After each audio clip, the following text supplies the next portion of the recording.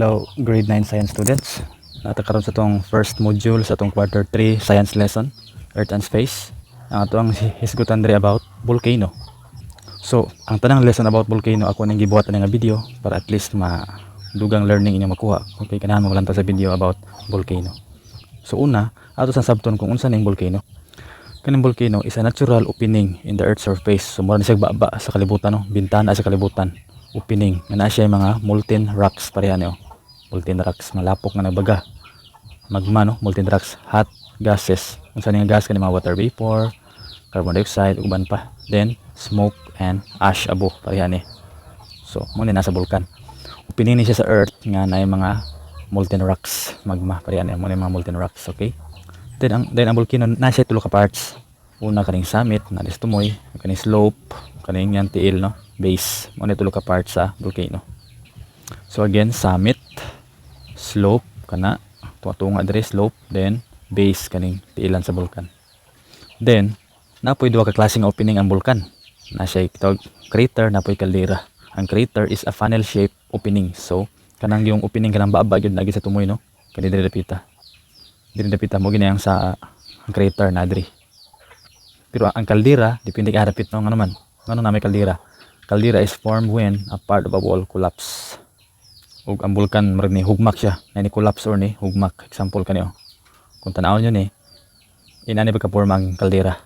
Nimbuto ang bulkan, then kusog siya buto gyud, then pagbuto na hugmak ning collapse. Na pag collapse mo na siya na bangag.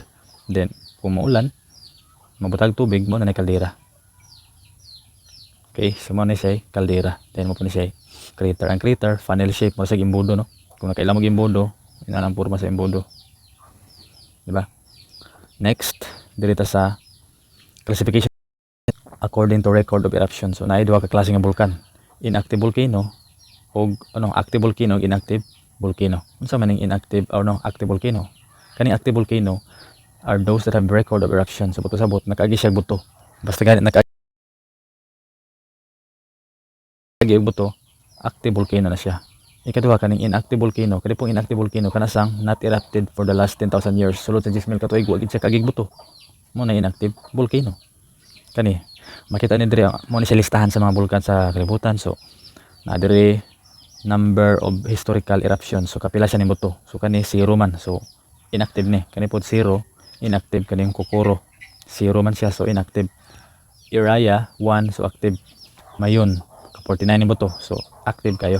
Kaning Pulong 0 man siya, so inactive. Okay, next na po tayo gitawag og classification of volcanoes according to shape of cones. Say porma sa volcano, ana ba iyang porma or di ba kaha ana iyang porma or di ba kaha ana iyang porma, depende, no. So shield, cinder, composite. So una kaning shield volcano, accumulation of lava, non-viscous and are flowing. So mura siya taming, no, shield or taming ni Captain America, no, ang porma niya shield, tanaw mura siya shield, di ba? Mo siya shield volcano. Dili kay viscous ang lava nga ning flow. Pareho niyo. So shield volcano ni siya nga naman. Di kay siya bungto, di kay siya patag. Mo siya shield siya nga naman. Ang lava di kay viscous. So mo ni lava mo gawas siya, layo siya maabtan nga naman. Ang lava ni layog maabtan kay di kay siya viscous. Mo na mo porma siya og shield volcano, di kay viscous, di kay lapot. Ikaduha kaning cinder volcano. Sa po ni cinder volcano, built from ejected lava fragments. So kani medyo habog-habog siya gamay sa shield volcano. Nawa, pero di siya katag, no. Ang shield anam kito katag kayo. Pero kani cinder di siya katag pero habog-habog siya gamay. Muna cinder volcano, cinder cone. Ikatulo kaning composite volcano, pareha ning mount. Mayon, perfect cone kayo, perfect kay pagka cone. Itawag sa strato volcano. Pareha niyo.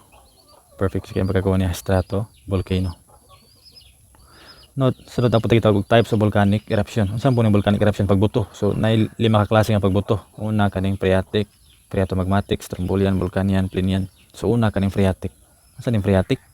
Phreatic or hydrothermal eruption, ito siya extreme driven eruption. Short-lived og ash columns, bagang aso. So kung mabuto ang bulkano niya, ang tawag phreatic nga pagkabuto, nay magawas ana kaning steam, mga inalisngaw sa tubig nga niinit, no? Kaning rocks, mga bato ug mga abo. So inalisngaw, bato, abo mo ni magawas sa phreatic eruption. Example kaniyo. Last January 2020 nibuto ang bulkang Taal. So nakita ninyo tanawa. Baga king aso ug abo, no? So unsa ti mailhan sa phreatic eruption kung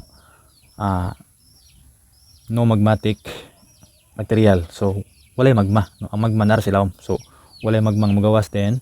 Aside pa gid ana, no contact o magmaan water. So wala ra gid gaabot ang tubig ug ang magma. Pareha nga pareha sa drawing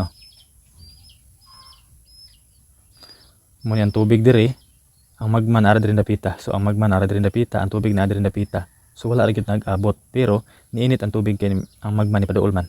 Mo nang animbuto gid siya. Phreatic eruption na siya. Again, no contact of magma and water, then no magmatic material in the eruption cloud. So wala magma diri sa aso, no? Puro sigit aso siya og steam. Okay, sunod diri ta sa phreatomagmatic eruption. Kaning phreatomagmatic, ang water ug ang magma nag-abot na. Ganina kaning phreatic, no, wala man gaabot ang tubig ug ang magma. For sa phreatomagmatic nag-abot na. Violent eruption due to water and magma contact. So unsay mo gawas? Lava, then ash, rocks, crystals, and steam. Inalis nga. So daghan-daghan na mo gawas, no? Daghan-daghan na mo gawas, mean to say kusog-kusog na ni siya. So unsay yan timailhan?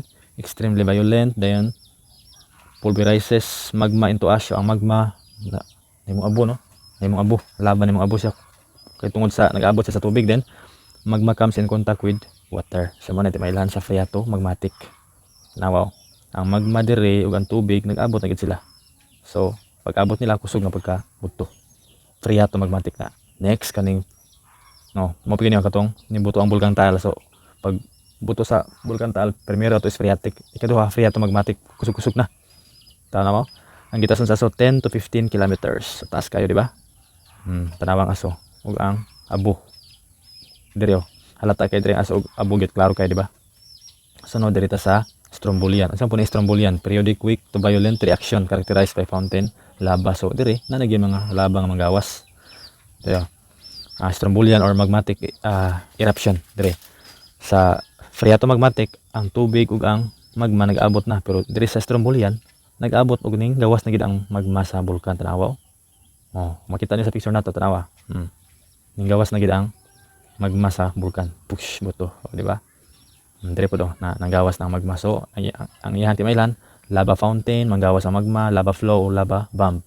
Mo na strombolian. Sunod diri ta sa bulkan yan. Unsa po ni bulkan yan? Mas kusog paguni kay 20 kilometers high na gud siya. 20 kilometers pataas na. So mas dako, mas habog ang aso, tanawa. Ash flow, ashfall and tipra. Daghang abo, tapos daghang mga bato-bato, no? Mga tipra, mga fragments. Then 20 kilometers high ang iyang aso. So kung tanaw niya pareha niyo, mo ni bulkan yan, mas kusog na, di ba? Mas daghan ng laba diri ng gawas. Daghan ng laba. Tapos mas habog-habog na siya, 20 kilometers. Bulkan yan na. Pero napigi mas kusog sa bulkan yan. Kaning gitawag na to Plinian eruption. Mas kusog na ni. Mas pinakakusog ni. Excessively explosive type of eruption of gas and pyroclastics. Mas kusog, mas habog, mas kusog na gini. Mo na ni pinakakusog. Daghan ng mamatayan ng Plinian eruption. Tanawa. Kung makita niyo dire sa kaning part, di ba? Mas kusog, mas habog, mas daghan ang magawas. So delikado ang Plinian eruption. Okay? Mo ni 5 ka klase nga pagbuto sa bulkan. Then sunod na nabuti ang topic kaning nature of eruption. So nga nang mubuto man ang bulkan tungod na sa viscosity sa magma. Nya kaning viscosity sa magma kaning pagkalapot pareha niyo dugos, di ba? Kung nakita niyo ang dugos, di siya parehang tubig, no? Lapot siya, man ay viscous. Kaning viscosity na tulo ka factor nga nang mo viscous ang magma. Una kaning temperature magma, silica content ug amount of gas. Unsa man yung viscosity? The property of materials to resistance to flow. So di siya pareha sa tubig. Ang tubig dili viscous kay moagas man dayon. Pero kaning magma viscous siya nga naman. Thickness, then stickiness, pilit-pilit, then lapot. Okay? Example kaniyo. Nay experiment diri, tanawa. Kaning experiment 5 ka liquid, 1 2 3 4 5. Ang tulo niya di kayo viscous nga naman. Moagas pa man, kaning tulo ni agas pa, di kay viscous. Pero kaning duha, tanawa. Ni agas wala na moagas, so viscous kayo, lapot kayo.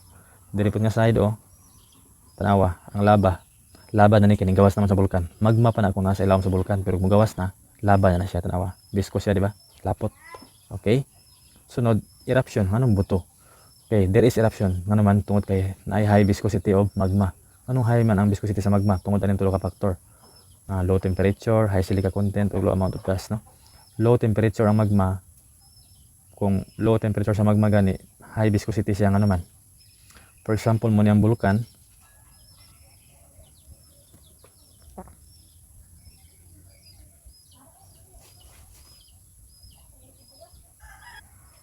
punaan pagid nga high silica content, taas og silica content, mo na nga mas mo high pagid ang iyang pagka viscosity.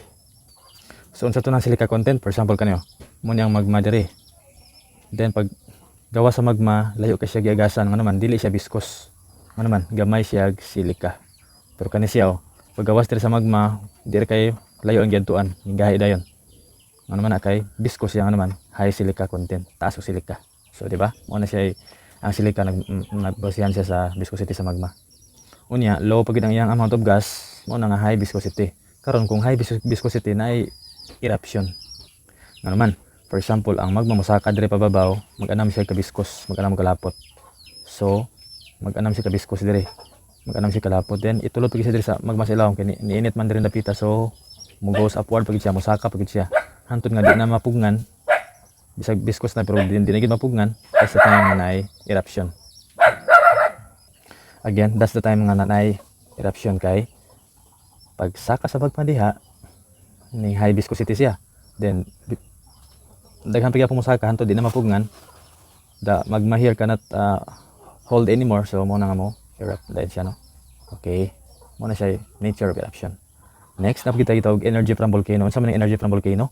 So ang kainit sa kalibutan magamit siya nato, no, as source of energy. Ang energy gitawag siya geothermal energy. Then makuha nato ang energy pinagi sa mga power plants, geothermal power plants o geothermal heat pumps. Okay, mo ni ato ang diagram sa atong geothermal energy.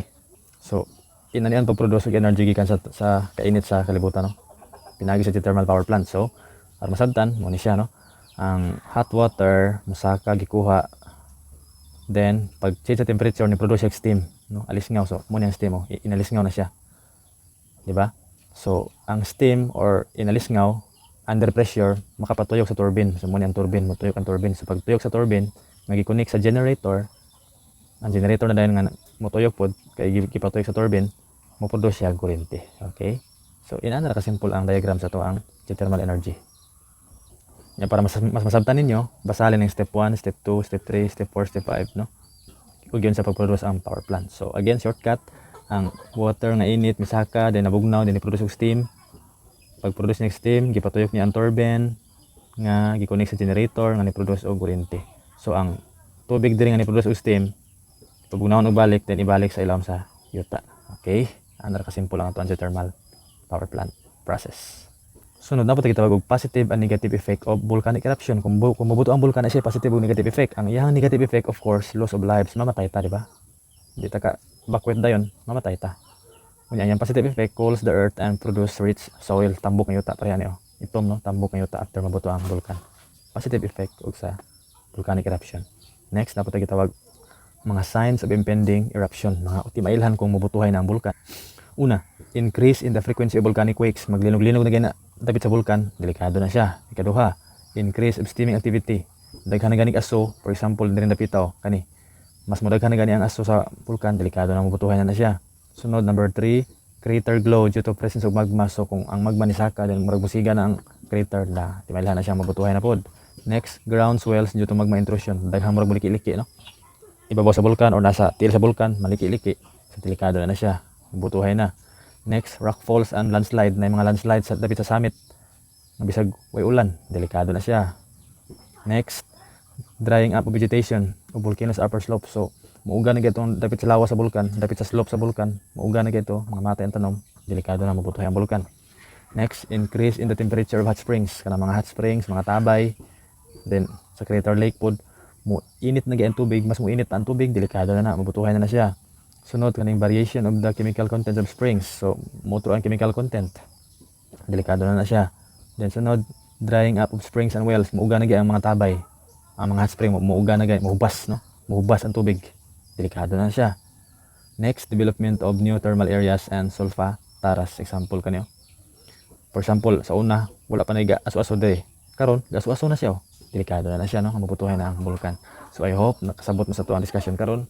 Pwede niya silang tawag balik para mas masabtan. Then, inyong lang tawag balik para mas masabtan siya. Then, thank you so much for watching and I hope you learn from this video. Kung ganahan mo ani, please subscribe po. Thank you so much and have a nice day.